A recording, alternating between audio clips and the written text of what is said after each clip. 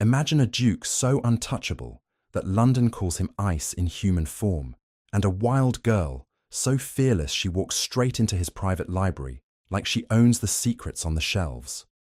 What happens when his vow, never to touch, meets her scent? Rain on old pages, sandalwood, and trouble. Was she trespassing or hunting something buried? Did he kiss her because he wanted her, or because he couldn't bear what she awakened in him?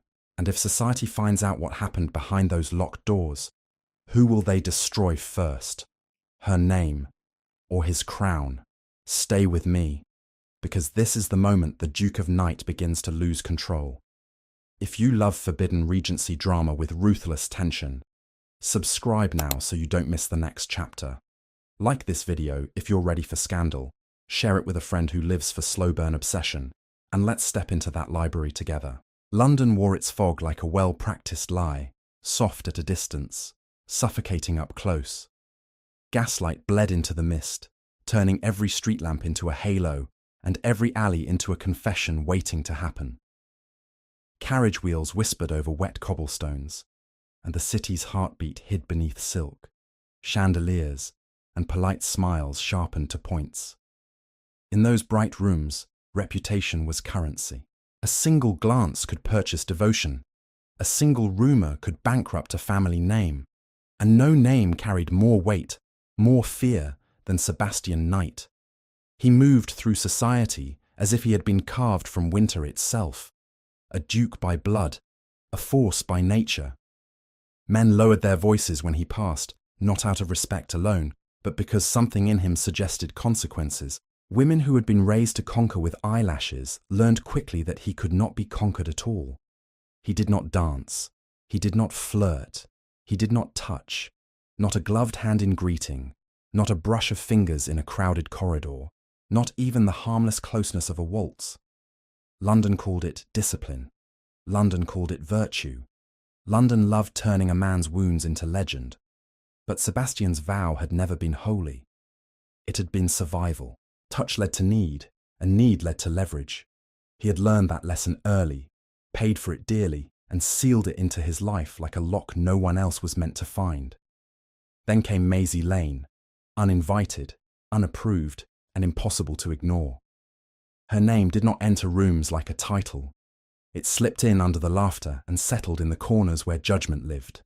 Wild girl, they said, with that delicate cruelty reserved for women who refused to be trained. Too clever, too blunt, too ungrateful for the scraps of kindness society tossed her. She spoke in full sentences when she was expected to smile. She looked men in the eye when she was expected to look at the floor. And worse, she never seemed ashamed of it. That evening, charity draped itself in pearls and hypocrisy, a drawing room filled with the rustle of gowns, the muted percussion of fans, the scent of roses applied with the precision of a weapon. Sebastian arrived late, as he always did, and the room shifted around him as if the air had learned to obey. He did not expect to see her. Maisie stood near the book table, as if books were not ornaments but lifelines. Her posture was relaxed, her chin lifted, her expression unreadable in a way that unsettled the people who depended on predictable reactions. When she turned and met Sebastian's gaze, she did not flinch. She did not soften. She looked at him as if he were not a myth, but a question. The hostess fluttered forward, too eager. "Your Grace, how fortunate. Miss Lane has such an uncommon mind." Sebastian's mouth was already forming a cold acknowledgement when Maisie spoke first, voice low and steady. "I've heard you're famous for never touching what you can't control." A hush spread like ink in water. Sebastian's eyes darkened, not with attraction, not yet. Only with a sharp, unwelcome interest. He should have turned away. Instead, he held her gaze, because something in him refused to retreat from a girl everyone called wild. Later, when he returned to his townhouse, a plain envelope waited on the silver tray in the entry. No crest, no signature, only wax pressed clean and hard. Inside, a single sentence stared up at him. "If you wish to keep your vow intact, do not go to the library tomorrow. Sebastian read it once, then again. The paper smelled faintly of rain. At dawn, while London still slept beneath its fog, the Duke of Night dressed in silence and went anyway. The library was not merely a room, it was Sebastian Knight's private climate, cool, controlled, and mercilessly ordered. The air carried the restrained perfume of old leather and polished oak, ink pressed into paper, dust that had learned to stay quiet. Even the silence felt curated, as though sound itself required permission to exist. He entered without haste, the note still folded in his pocket like a taunt. Fog clung to his coat, and for a moment the dampness threatened to make him feel something as ordinary as cold. He refused it. A duke did not obey weather. A duke did not obey anonymous warnings. Then he heard it. A soft, impatient whisper, pages turning too quickly to be casual, too hungry to be polite. The sound came again, and something in Sebastian's spine tightened, the same instinct that had kept him alive when politeness failed. No servant moved like that. No guest would dare. He advanced between the shelves, each step measured, each breath shallow. He expected to find theft, mischief, perhaps an insolent admirer. Instead, he found a presence that altered the room before it even spoke. Maisie Lane sat on the floor with her skirts pooled around her like dark water. A heavy volume rested open on her knees, and the tips of her fingers, bare, ungloved, were smudged with ink, as if she had been handling truth without fear of staining herself. She looked up at him, as if he had arrived late. "You came," she said. Sebastian's gaze swept the scene with cold precision. "You should not be here." Maisie blinked once, slow and unimpressed. "Neither should your pride," she replied, and turned a page as if that were the end of it. He felt the insult land cleanly. "This library is private." "And yet your secrets keep finding exits," she said, voice quiet, almost bored. Then she rose in one unhurried motion, smoothing her skirts with careless grace. She was close enough now that he noticed the scent, subtle at first, then unmistakable, threading itself into the air like a spell that refused to be broken. Not sweet, not floral, not designed to soothe. Rain on stone warmed by summer, sandalwood softened by skin, the green bitterness of crushed leaves. Something alive beneath it all, as if the world beyond London's etiquette had stepped into his carefully sealed sanctuary. Sebastian's throat tightened. His body registered her before his mind could reassert its laws. The shift enraged him. "You provoke," he said, voice low. Maisie's eyes held his without blinking. "No," she murmured. "I refuse to shrink." She moved as if to pass him, as if he were merely another obstacle. Her shoulder came within a breath of his chest, close enough that the scent rose sharply, invading, anchoring itself beneath his restraint. For one dangerous instant, he forgot every rule that had built him. His hand moved before permission existed. He caught her wrist. The glove between them should have kept him detached. It did not. He felt her warmth anyway, felt the steady pulse beneath his grip. Unafraid, undamaged by him. Maisie glanced down at his hand, then back up at his face, and the faintest curve touched her mouth. "Careful, Your Grace," she whispered, not warning him, but tempting fate. "You're touching what you claim you never touch." Sebastian's breath hitched, sharp and involuntary, and in the quiet, surrounded by books that had never betrayed him, his voice did something unforgivable, softened into a question that sounded like surrender. "What have you done to me?" Maisie did not flinch from his grip.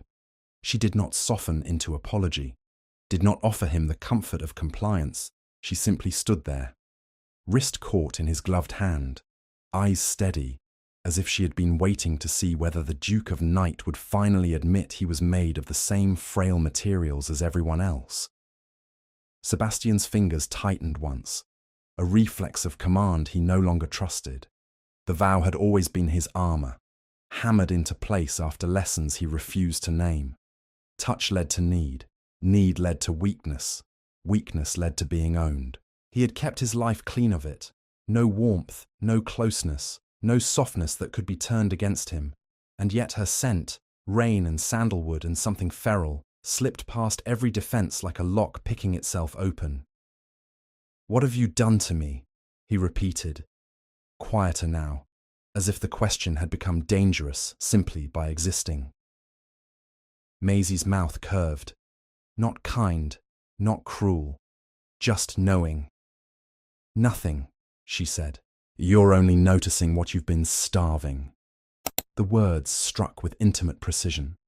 Sebastian should have released her, should have stepped back, should have reclaimed distance like a man reclaiming a throne. Instead, his gaze dropped to her mouth, and something in him snapped, not loudly, but completely. He pulled her closer. The first contact was not gentle. It was a collision of restraint and rebellion, a confession made with no words. His mouth found hers, as if he could erase the question by devouring the answer. He tasted the damp edge of the morning on her lips, the bite of something unsweet and honest. Maisie did not yield.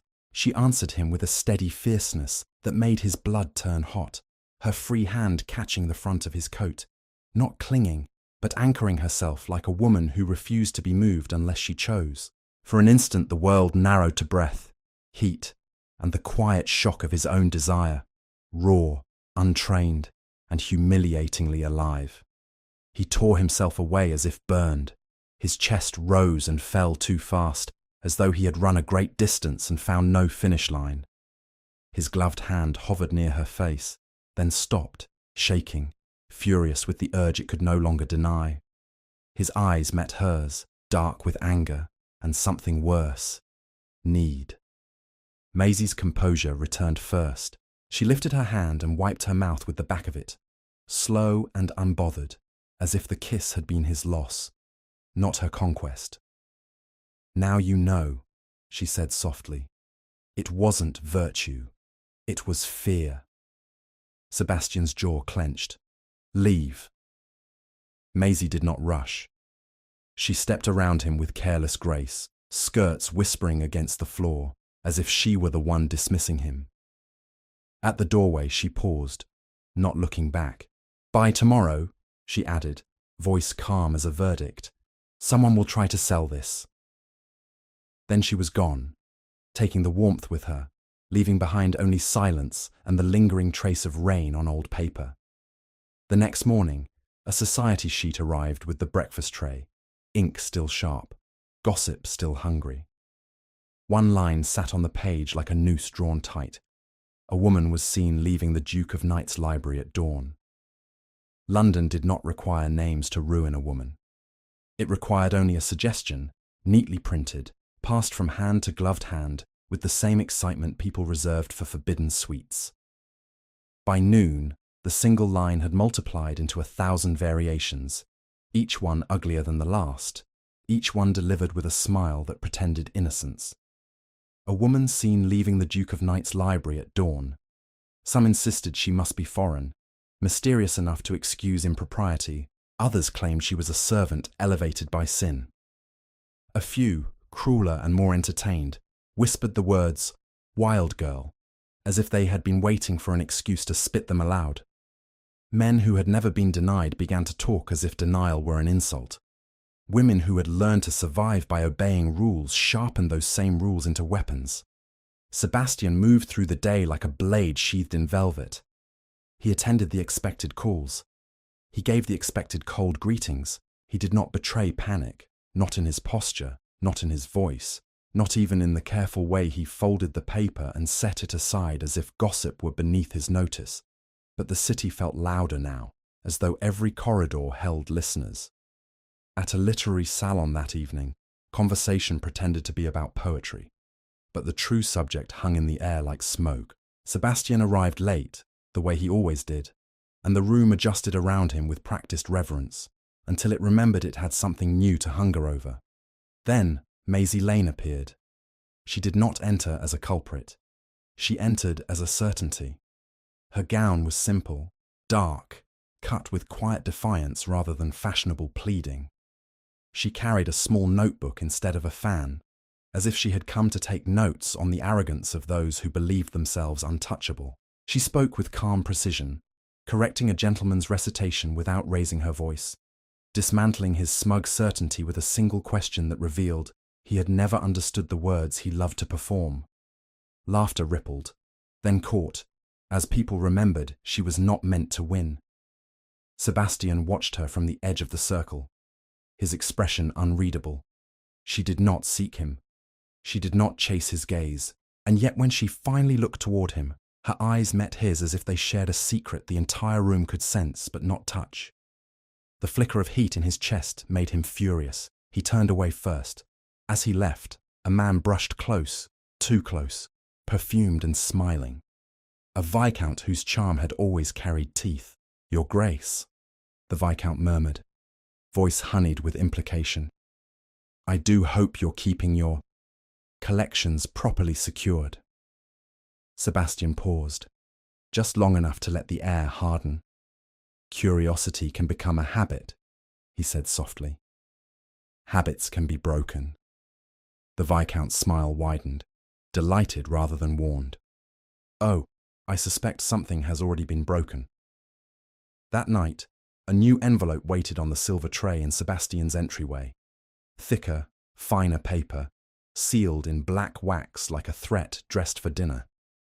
He opened it and found only a few neat lines, confident as a knife. "I have proof of what happened in your library. Bring money, or bring your dignity for me to crush." Sebastian did not burn the letter. Fire was too theatrical, too honest. He treated it the way he treated every threat, by refusing to let it see his pulse. He read the neat lines once more, memorized the pressure of the pen strokes, the expensive weight of the paper, the faint trace of bergamot meant to suggest refinement. It was not refinement. It was disguise. He went to the library as if drawn by gravity, as if the room could still offer the kind of control the rest of London pretended he possessed. The shelves stood in perfect ranks, indifferent to scandal, loyal only to silence. Yet even here, the air felt changed, as though a single forbidden breath had taught the house how to keep secrets differently. Maisie Lane was already there, not hiding, not waiting like a supplicant. She stood near the reading table with her gloves on, chin lifted, expression calm enough to be insulting. The sight of her, whole, unbroken, sent something sharp through him that was not relief and not quite anger, but a protective instinct he despised for its urgency. "You received it," she said, eyes flicking toward the letter in his hand. Sebastian held it up. "Did you send this?" Maisie's mouth curved, faint and cold. "If I meant to ruin you, Your Grace, I wouldn't need stationery." The truth of it struck like a slap. Sebastian hated that he believed her. He hated more that he wanted to. He stepped closer, forcing the air between them to narrow, trying to reclaim dominance through distance. Her scent reached him anyway.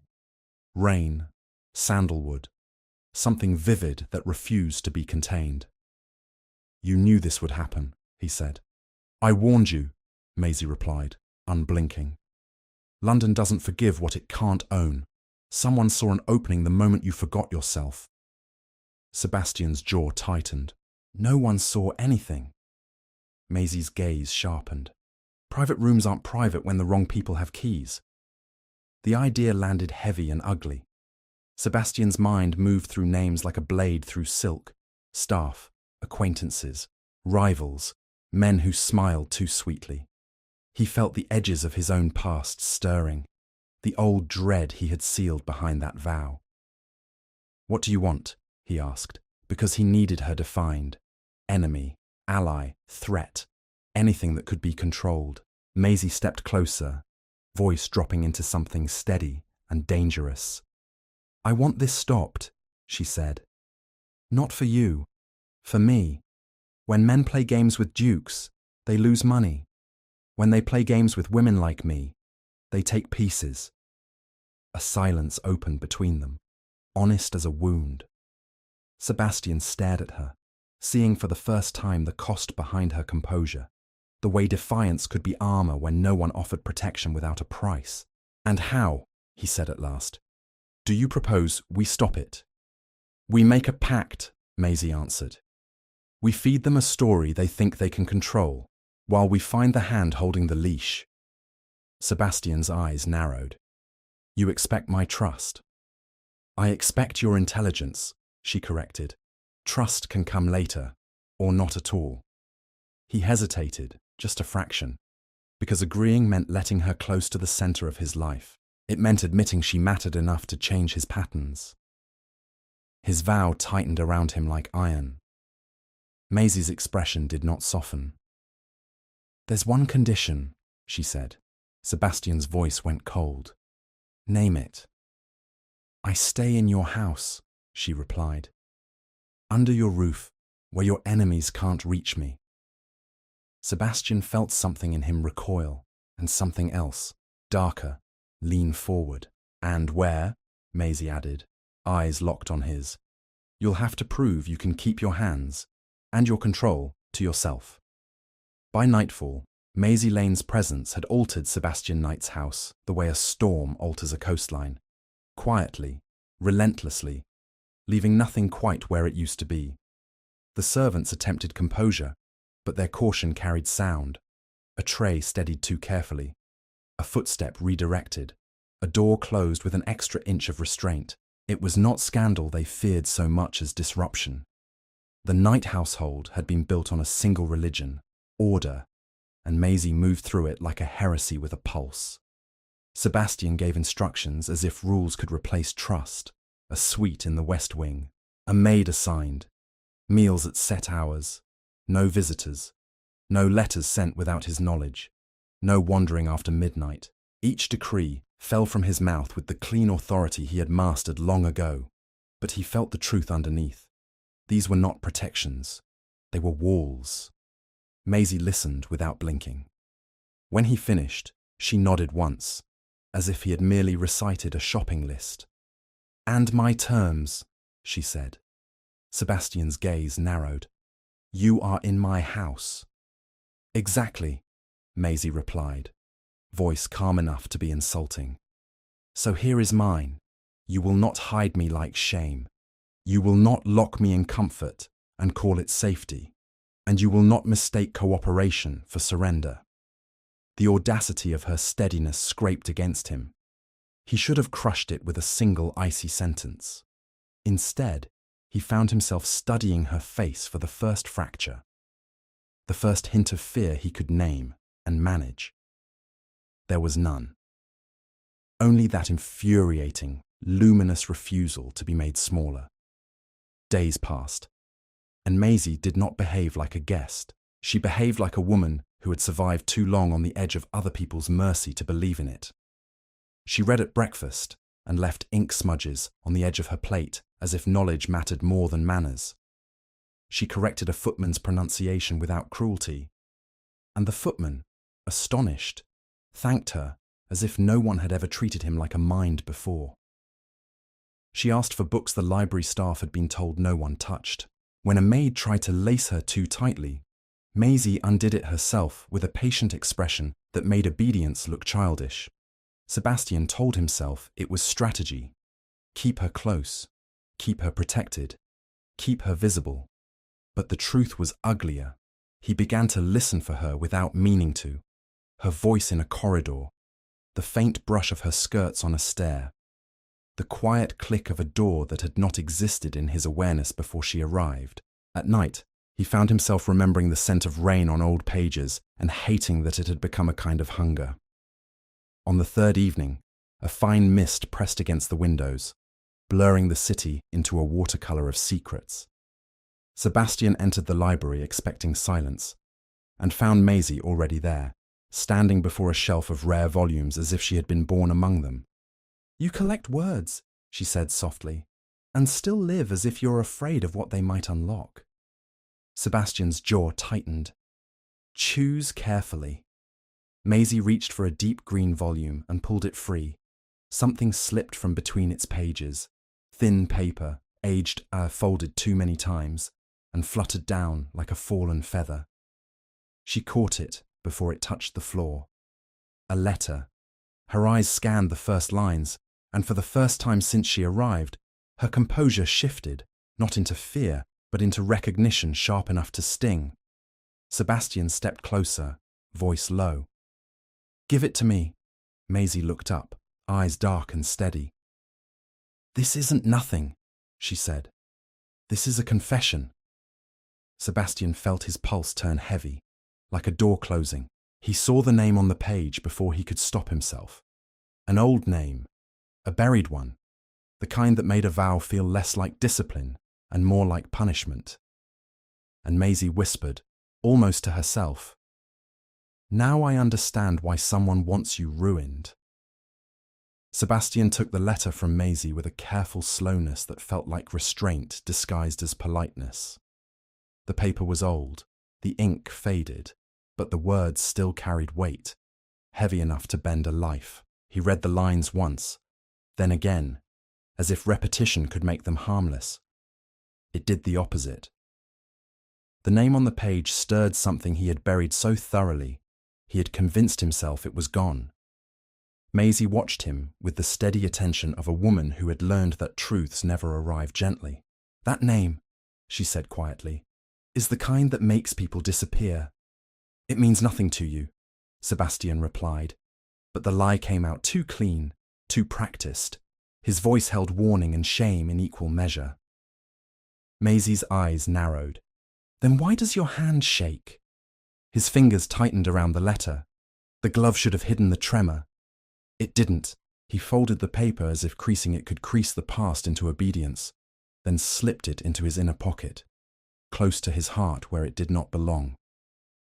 "You're here because of blackmail," he said, forcing the subject back into a shape he could control. "Not to pry at graves." Maisie stepped closer, and her scent rose.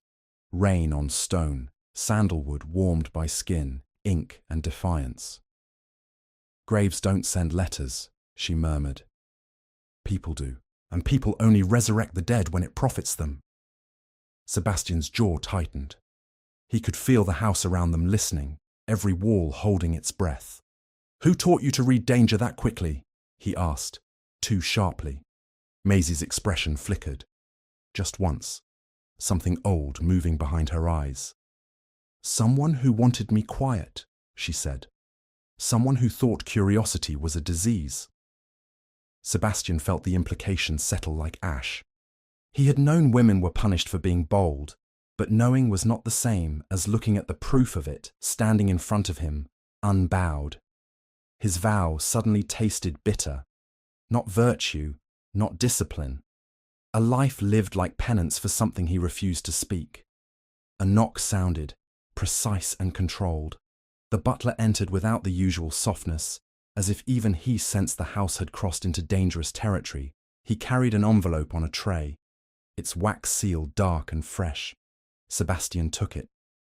The paper smelled faintly of bergamot, too deliberate to be accidental. He broke the seal. This time there was no grand speech, no theatrical flourish, just coordinates, a time, a place, and one line that tightened the air in his lungs. "Bring the girl, unless you're ready to watch London learn who she really is." Maisie read over his shoulder without asking permission. The corner of her mouth lifted, sharp and fearless. "So that's the real game," she said softly. Sebastian's voice dropped, dangerous with calm. "They think you're a weakness." Maisie's gaze met his, unflinching. "Let them," she whispered. "Weakness is what men call a woman they can't own."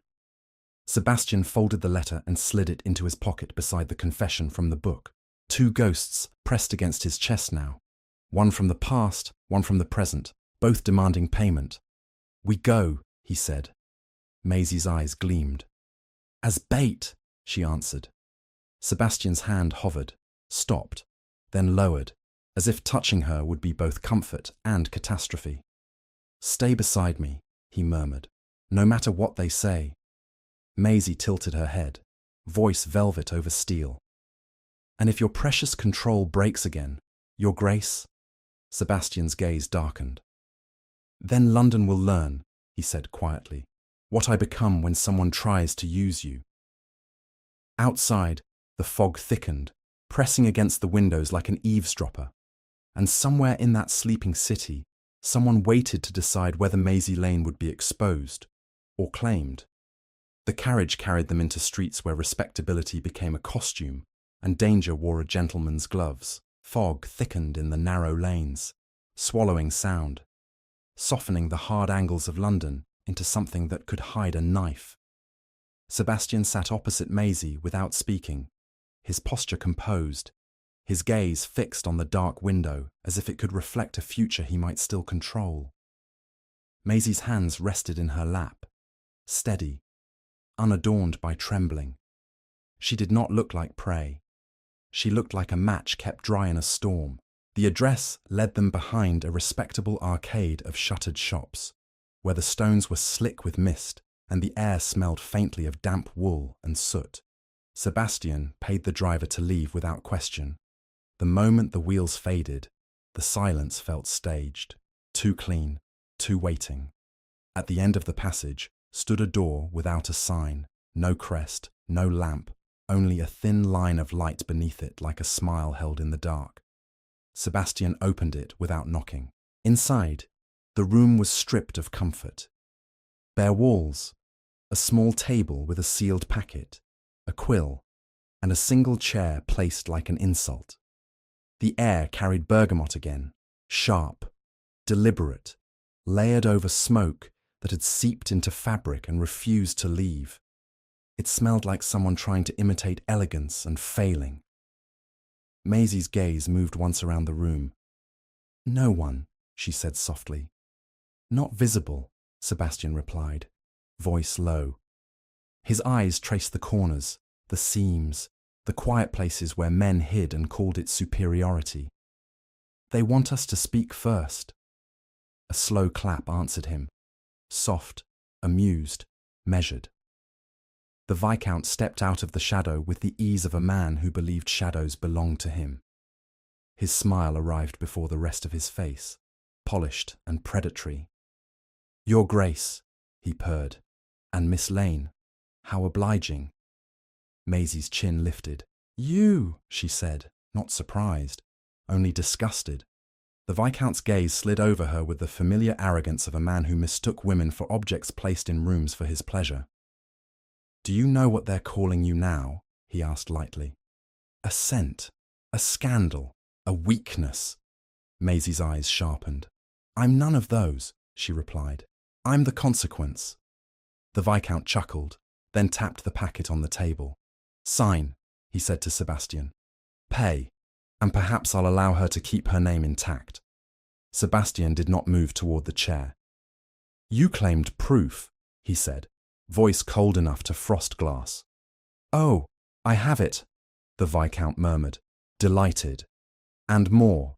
The kind of truth that doesn't merely embarrass, it destroys." A curtain shifted behind him. A second figure stepped forward, silent as practiced cruelty, and in his hand he held a small dark object that caught the thin light with a malicious gleam, a signet ring. Old, heavy, familiar. Sebastian's blood turned to ice, because he knew that ring the way a man knows the shape of his own scars. And beside him, Maisie breathed one quiet word, almost inaudible, like recognition turning into dread. "Impossible." The ring hung in the air between them like a verdict. It was not merely metal. It was memory made tangible, dragged from whatever grave Sebastian had sealed it in. The crest, worn at the edges, still carried the arrogance of a name that once ruled rooms with a glance. Sebastian's throat tightened as if the past had reached through time and found his pulse. The Viscount watched the change in him with hungry satisfaction. "Ah," he murmured, "so it does matter."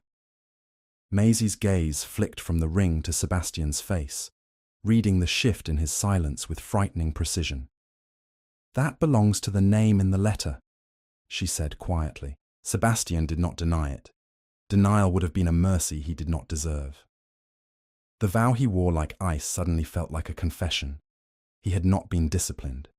He had been terrified of being touched by anything real. Sign, the Viscount said again, voice sweet as poison. Pay, and I'll keep London from learning what you buried and who she truly is. Maisie's chin lifted. Don't speak about me like I'm an object you can trade. The Viscount's smile sharpened. Everything is tradable, Miss Lane. Some people are simply priced lower. Sebastian's composure shifted into something colder than anger. You brought that ring to frighten me, he said softly, but you've made one mistake. And what would that be? The Viscount asked, amused. Sebastian reached toward the packet on the table as if to comply. The Viscount's eyes glittered, already tasting victory. Maisie's breath stayed steady, but Sebastian felt the tension in her like a wire pulled taut.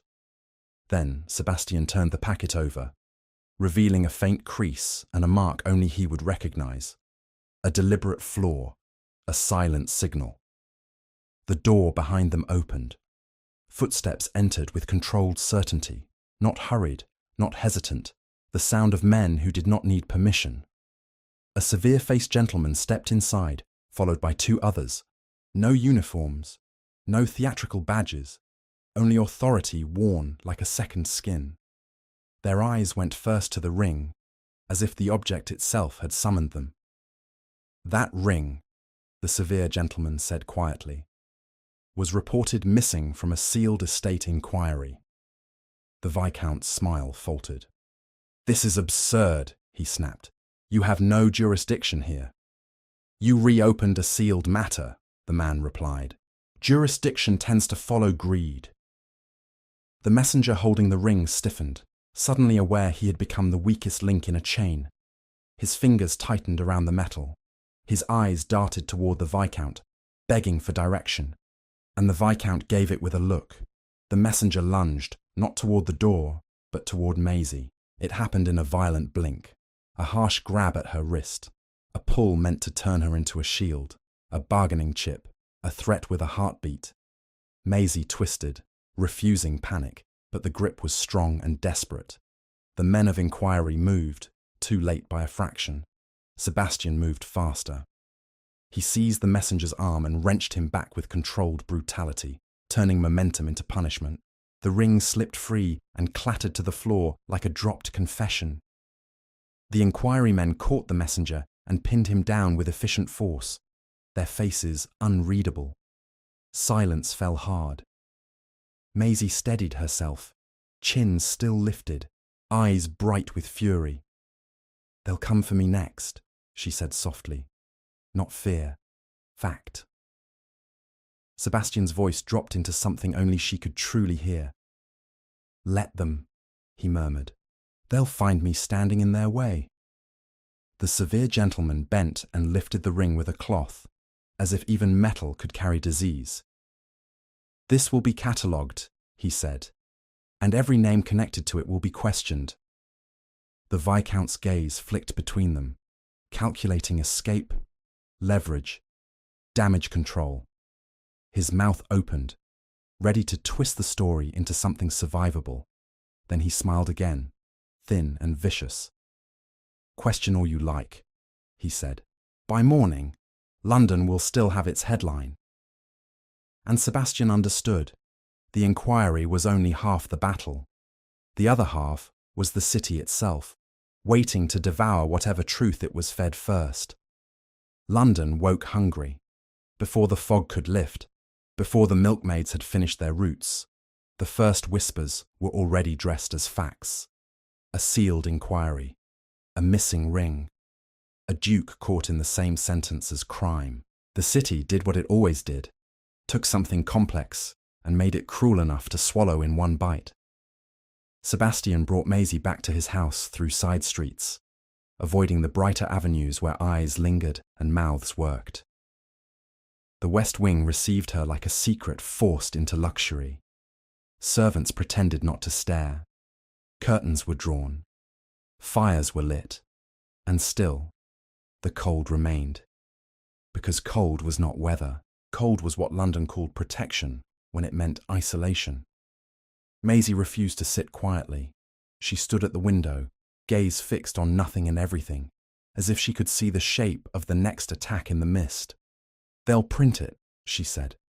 Whatever version hurts most. Sebastian loosened his gloves and set them aside with an unfamiliar roughness. The skin of his hands looked pale in the lamplight, exposed like truth. They'll try, he answered. But they won't control the narrative.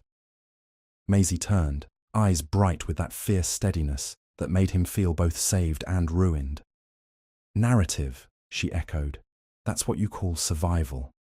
Sebastian did not deny it. He crossed to his desk and began writing. 2 letters, then a third, each one a knife wrapped in silk. Names, dates, carefully chosen witnesses. The kind of words that did not beg society for mercy but cornered it into compliance. He sealed the first with his crest, the second with plain wax. The third he did not seal at all, as if daring fate to read it early. Outside, the house shifted, footsteps in the corridor, a door closing too softly, the subtle sound of a servant being told to deliver something without speaking of it. Sebastian heard everything now. Control did not calm him, it sharpened him. A knock cut through the room, no announcement, no polite pause. The door opened, and a footman stepped inside, face pale, holding a folded sheet of paper as if it were burning him. Sebastian took it. His eyes scanned the lines. A new society broadside had been distributed with indecent speed. The ink was fresh enough to stain fingers, and the words were crafted with deliberate savagery, hinting at a duke entangled in scandal, suggesting a woman with a hidden identity, implying that Maisie Lane was not simply wild, but dangerous by blood.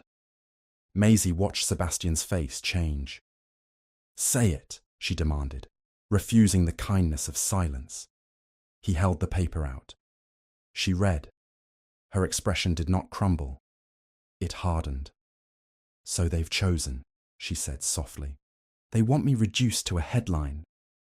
Sebastian's voice went low, dangerous with calm. "They want you, afraid." Maisie lifted her chin. "And you?" she asked. "Do you want me hidden?" The question struck deeper than it should have. Sebastian stepped closer, and for a moment his restraint wavered, not toward desire, but toward the urge to anchor her, to promise something impossible. "I want you alive," he said. Maisie's eyes narrowed. "Alive isn't enough." The house bell rang, once, then again, urgent. Another footman appeared at the doorway, breath tight. "Your Grace," he said. "There's a crowd forming outside, and a messenger from the press. They're asking for her," Maisie finished, voice steady as steel. Sebastian turned toward the hall, the fog of London already pressing at his windows like an audience. His jaw clenched, and something in his gaze settled into decision. He reached for his coat, and Maisie, without waiting for permission, reached for his hand.